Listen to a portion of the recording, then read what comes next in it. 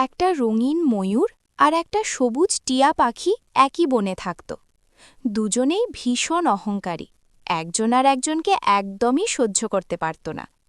টিয়া গর্ব করে বলতো, আমি সুন্দর, আমি উড়তে পারি, মানুষের মতো কথা বলতে পারি, ময়ূর আর কি পারে? ময়ূর হেসে জবাব দিত, আমি বড়, আমার ডানার সৌন্দর্যে সবাই মুগ্ধ, টিয়া তো ছোট্ট একটা পাখি। এভাবে প্রতিদিন ঝগড়া আর অহংকারী দিন কাটত তাদের। একদিন হঠাৎ বনে একদল শিকারী এলো। জাল ফেলে তারা ময়ূরকে ধরে নিতে লাগল। ময়ূর অনেক চেষ্টা করল নিজেকে ছাড়ানো, কিন্তু কিছুই করতে পারল না। এই দৃশ্য দেখে টিয়া জোরে চিৎকার করে উঠল, বাঘ আসছে, বাঘ আসছে! ভয়ে শিকারীরা জাল ফেলে দৌড়ে পালিয়ে গেল। ময়ূর মুক্তি পেল।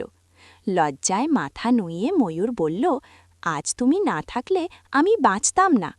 টিয়াও নরম গলায় বলল, আমরা আলাদা হলেও বিপদে পাশে থাকাই আসল বন্ধুত্ব। সেই দিন থেকেই অহংকার নয়, বন্ধুত্বই তাদের শক্তি হয়ে উঠল।